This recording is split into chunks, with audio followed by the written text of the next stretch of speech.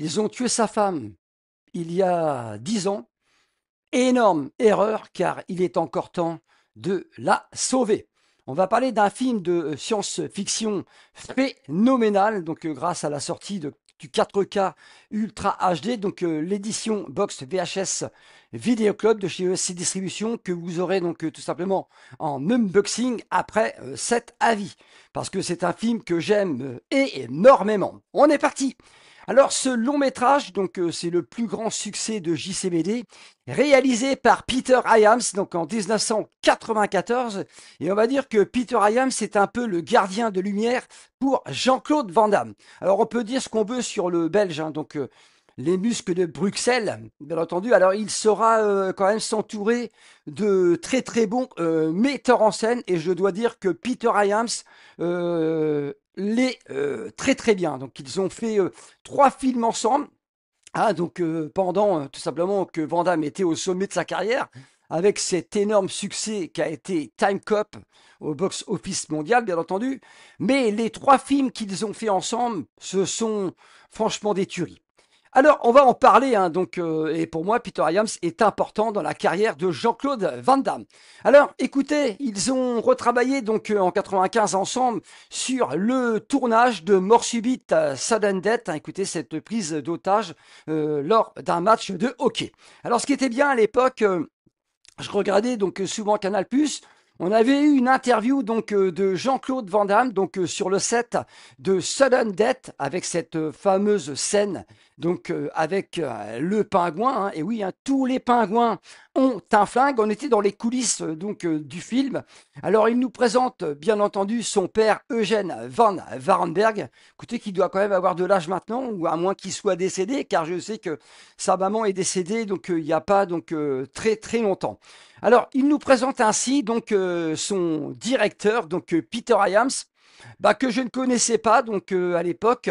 Et ensuite, j'ai pu découvrir Outland donc en 1981, notamment avec Sean Connery. Alors franchement, donc très très intéressant, hein, donc cette petite rencontre avec Van Damme et Peter Hyams donc sur le set de Mort subite. Alors, je ne sais pas si vous connaissez donc également Enemy Closer, hein, donc les frères ennemis. C'est un petit DTV. Il a été sorti en salle très très limitée, donc notamment donc en France. Franchement, très très bon. Donc les frères ennemis. Donc Enemy Closer, donc en 2013. Hein, si vous êtes passé à côté, je vous le conseille vivement. Alors, Peter Hyams donc a quand même donc par la suite réalisé donc End of the Day, donc la fin des temps en 99. Bien entendu, donc avec Arnold Schwarzenegger, un film que les gens n'aiment pas, hein, moi je l'aime beaucoup. Hein. Schwarzenegger face à Lucifer, c'est quand même du très très lourd. Alors c'est vrai que pendant le set, donc pendant cette interview sur Canal+, hein, donc avec Van Damme et Peter Hyams, alors il nous vendait du rêve, hein, Jean-Claude Van Damme, donc en nous annonçant que allait bientôt sortir Street Fighters, l'ultime combat, hein, quand on voit ce que c'est devenu aujourd'hui, hein, donc un gros nanar ou un plaisir coupable, bien entendu. Il nous parlait bien sûr de ce film d'action mort subite hein, avec explosion, hélicoptère, tout ça, tout ça, tout ça. Et bien sûr, ensuite, il nous parlait de The Quest, hein. The Quest, le grand tournoi qui a été donc abordé il n'y a pas longtemps donc sur la chaîne. Ce vlog n'a pas fonctionné malheureusement. Alors, il nous promettait tout simplement le baignure donc du karaté. Moi, j'aime énormément The Quest. J'aimerais franchement hein, une édition box VHS de ce long métrage réalisé par Jean-Claude Van Damme et Peter McDonald. J'en ai parlé donc sur ma vidéo. Pour moi, Jean-Claude Van Damme n'est pas le véritable réalisateur du grand tournoi. Alors, et ensuite, on va dire que John Hyams, donc le fils de Peter Hyams, à l'époque avait été impressionné donc par Bloodsport, hein, voilà. Donc écoutez, le grand écart de Jean-Claude Van Damme. Alors Peter Hyams va demander hein, tout simplement à Jean-Claude Van Damme de réaliser une scène similaire. Alors franchement, cette scène dans la cuisine est absolument énormissime. Hein, 2 couteaux en caleçon et le grand écart et le tour donc est joué. Alors John Hyams, donc lui, hein, le fiston, il a travaillé donc 3 fois donc avec JCVD.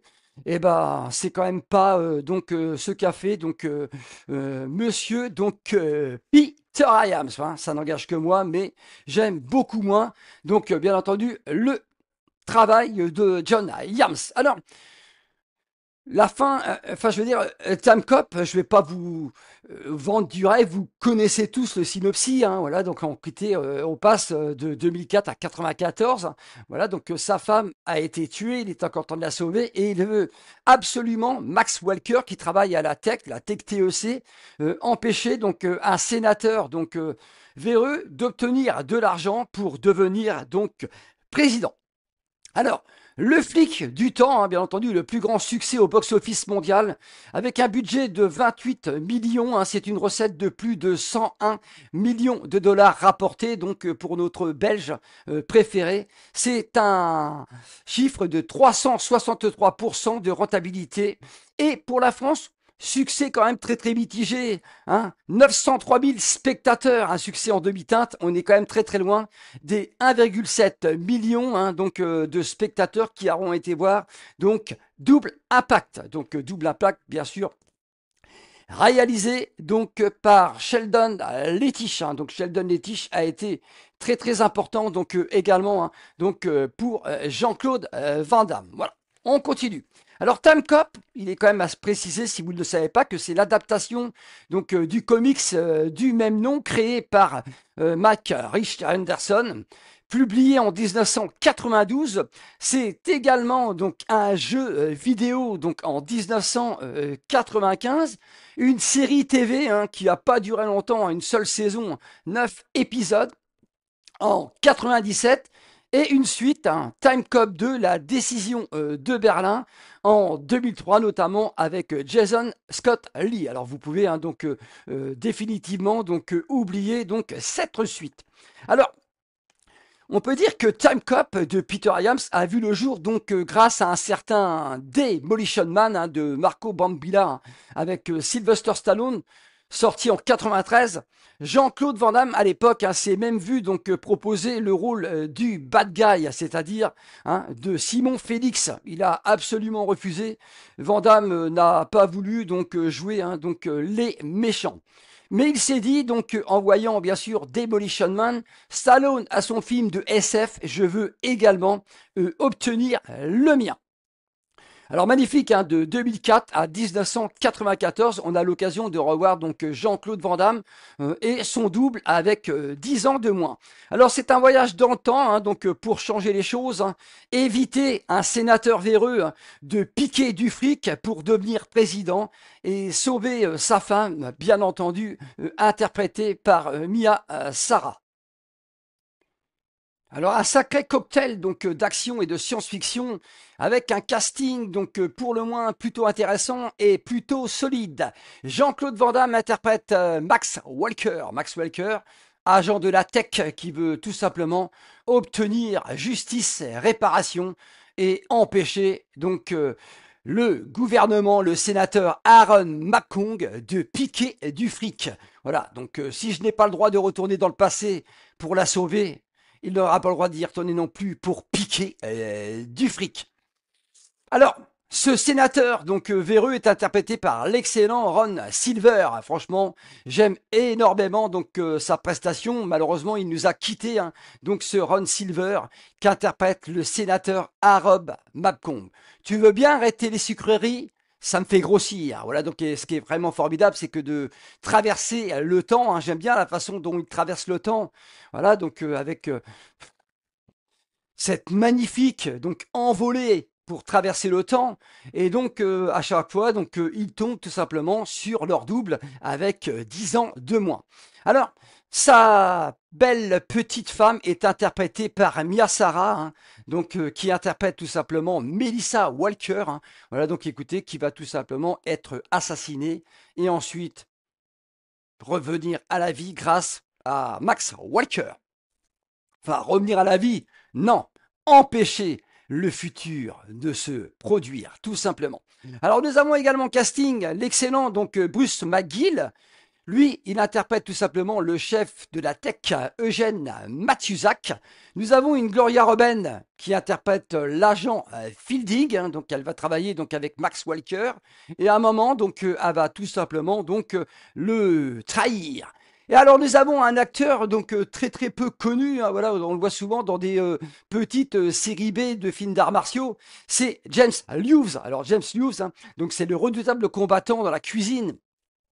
C'est un acteur, voilà, de nanar, hein, hein, de films d'arts martiaux. Hein, donc, écoutez, un acteur de série B. Mais on l'a quand même vu dans Little Weapons 4, L'arme fatale 4 de Richard Donner en 98. Hein. C'est tout simplement celui qui se fait massacrer, hein, donc par donc Jet Li. Hein. Donc, écoutez, franchement, et c'est vrai que franchement, il s'abattent sévèrement. Alors, Theme Cop, c'est un mélange d'action explosive, hein, donc, et de drame romantique, bien entendu, qui a eu à l'époque un accueil plutôt partagé, hein, sur le scénario, mais plutôt élogieux donc pour l'action et le charisme de Jean-Claude Van Damme. Pour moi, c'est un classique donc temporel des années 90. Voilà de ce que je pense franchement de ce donc Time Cop. Alors, on a une magnifique BO, hein, signée une nouvelle fois par Mark Isham. Hein. Donc, alors Mark Isham, il a travaillé donc sur d'excellents longs métrages, mais je vais en aborder que deux, hein. Notamment Hitchers en 86, c'est un signé Robert Harmon. Écoutez, franchement, très très bon ce Hitcher, je pense que vous le connaissez tous. Et également sur Cavale sans issue, donc Nowhere to Run, hein, avec Jean-Claude Van Damme, donc en 1993.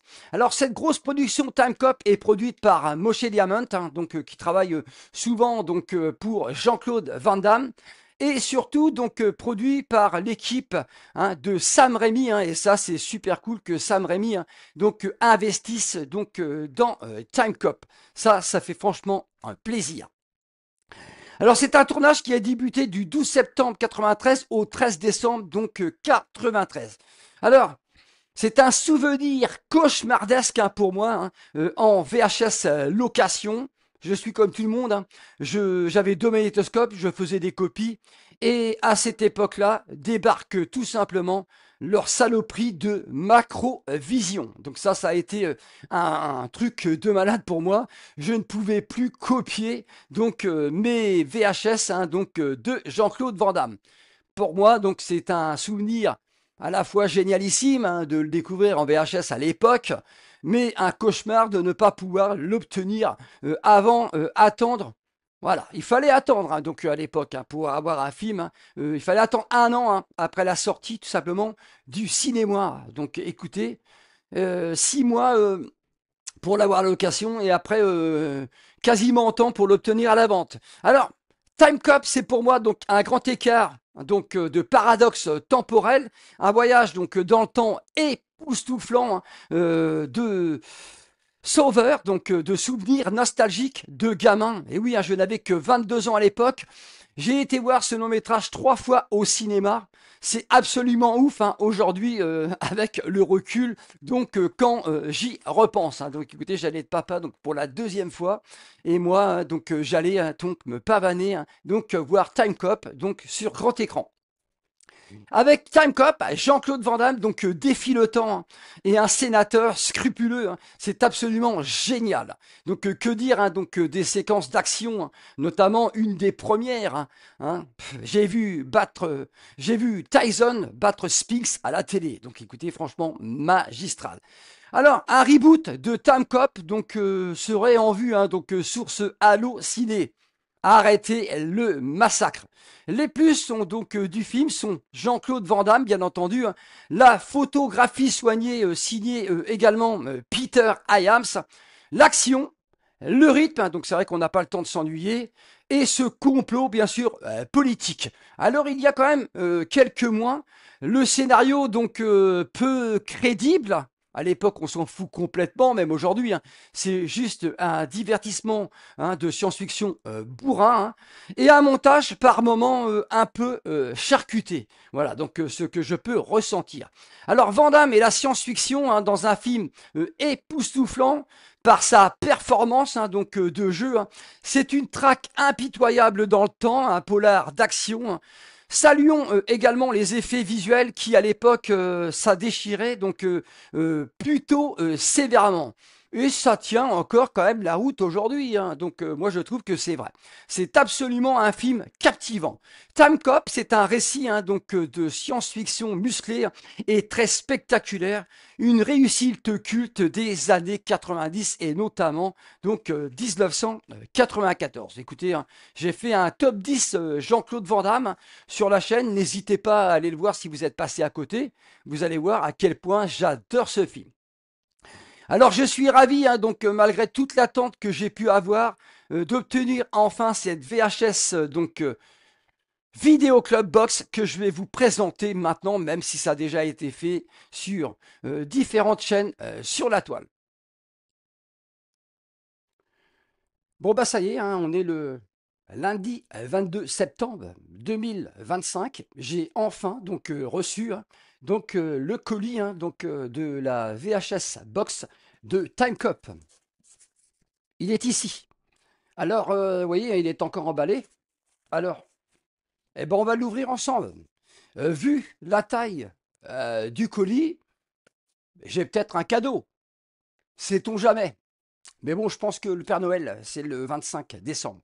Alors, je viens de dire à l'instant sur mon short vidéo que une personne avait acheté donc tout simplement le, les deux visuels en VHS Box et il n'a toujours pas reçu ces éditions. Donc franchement, je suis désolé pour toi, hein. Là, franchement, c'est vrai que ça commence à faire très très long quand même, hein. Faut quand même pas exagérer.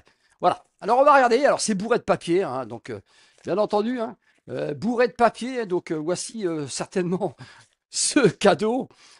Là, nous avons bien entendu ma facture, hein, que je ne vais pas vous montrer, hein, je ne vais pas vous donner mon adresse postale. Et donc, bah, j'ai rêvé, hein, donc énorme carton, voilà, donc énorme carton, énorme donc papier, c'est un peu enveloppé comme de la merde, on va pas se mentir. Et voilà, donc écoutez, j'ai uniquement donc cette VHS box, mais enfin, hein, je l'ai quand même enfin reçu. Voilà, donc je vais me... Bah, c'est déjà pas mal. Mais il aura fallu donc attendre. Alors je ne sais pas si cette unboxing va fonctionner parce que hein, mes confrères donc youtubeurs l'ont déjà fait. Alors c'était une édition limitée. Ça c'est quand même cool. J'ai la numéro 1302. C'est quand même limité donc à 1500 exemplaires. Donc autant vous dire bah, que ça va aller assez vite. Alors vous pouvez donc toujours ou pas, hein, parce que si vous voulez, bon bah peut-être que maintenant comme elle est disponible, bah, peut-être qu'au moins vous l'aurez plus vite. Mais vous pouvez toujours donc vous la commandée, elle est encore disponible et dans ces deux visuels. Et ben après avoir vu donc les unboxings de mes confrères, je suis en train de l'ouvrir, hein, donc youtubeurs, c'est vrai que j'ai quand même donc bien fait d'avoir opté pour le visuel donc d'origine. C'est vrai que avec le recul, l'autre n'est franchement pas énormissime. Alors faire attention, hein, donc l'avantage de regarder les unboxings donc sur les chaînes de mes collègues youtubeurs, au moins je sais qu'il y a donc du scotch. Voilà, donc pour éviter hein, donc d'arracher donc ce flyer, ce qui serait totalement dommage étant donné que c'est tout simplement donc une petite affiche, hein, bien sûr, de Max Walker, écoutez, agent de la tech. Time Cop, le plus grand succès de Jean-Claude Van Damme, inclut donc un livret de 32 pages, 10 photos, un poster et un écusson.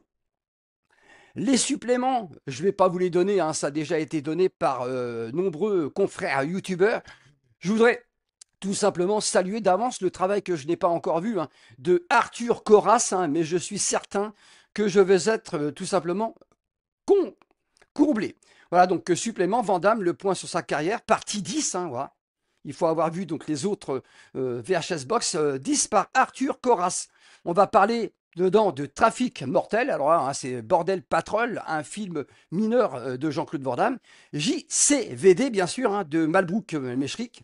Universal Soldiers 3, voilà, donc de John Yams. Voilà, donc une vidéo qui va durer 26 minutes. Voilà, donc écoutez, je voulais absolument vous parler de ce que Arthur Corras donc a pu faire. Franchement, donc par contre, c'est vrai que ce visuel donc d'époque, c'est absolument génial. Et ben je vais l'ouvrir, donc même si ça a été fait, je me devais absolument donc de l'ouvrir après le coup de gueule que j'ai fait donc sur YouTube. Je la possède enfin, donc et elle est quand même donc heureusement donc dans un très très bon état. Il manquerait plus que ça. Là, je crois que je serais obligé de péter un câble, donc directement en vidéo. Et ça, ce serait embêtant. Alors attendez, il faut quand même déjà que j'arrive donc à l'ouvrir. Voilà, donc ça y est, je me suis demandé ce qui se passait donc à un moment. Donc je vais enlever les disques parce que j'ai pas envie donc de la faire tomber donc cette édition. Alors là, nous avons donc toujours le même style donc d'emballage. Là, nous avons donc bien sûr l'emplacement donc pour ce poster. Donc écoutez, c'est vrai que pour les amateurs donc de VHS, c'est quand même super intéressant. Voilà, donc écoutez, voici donc ce poster. Je sais d'avance qu'il a deux visuels. Nous avons donc celui-ci qui rejoint donc tout simplement le deuxième visuel de la deuxième box VHS. Et là, le visuel, donc bien sûr, donc le visuel donc d'origine. Voilà, donc tout ça va être bien sûr encadré. Nous avons le KO, donc le KO Mag, donc comme d'habitude, édition spéciale, un dossier donc sur le voyage dans le temps, donc à l'écran. Je suis pas très passionné là-dessus, à part Time Cop, bien sûr. Interview de Peter Hyams, Van Damme remet les pendules à l'heure, donc pour Time Cop. Donc écoutez, KO Mag, c'est toujours un plaisir donc de voir et de lire ces petites anecdotes au film donc du temps, tout ce qu'il y a pu avoir donc avant donc Time Cop. Donc Big Time Cop est absolument donc génialissime. Encore une fois, ça n'engage que ma vie. Mon avis personnel. Voilà, donc Max Walker, donc écoutez, des scènes donc d'anthologie. Alors, l'écusson de la Tech TEC, où travaille JCBD, ça, donc on s'en fout un petit peu. Les disques, là nous avons donc l'édition donc 4K Ultra HD. Voilà, donc je vous ai pas montré comment ça se met dedans, mais c'est vrai que des fois, il faut que ça tienne, c'est un peu bordélique. Nous avons le Blu-ray standard. Et là, nous avons donc le DVD. Écoutez, nous avons trois disques. Là, on est sûr donc d'avoir Time Cop. Donc, écoutez, des photos. On va les regarder donc ensemble. Alors, bien sûr, cette formidable donc attaque de JCVD donc dans sa cuisine. Donc, une scène que beaucoup n'aiment pas et que Peter Hyams a absolument voulu reproduire pour faire plaisir donc à son fils qui avait donc adoré le grand écart de Van Damme dans Bloodsport.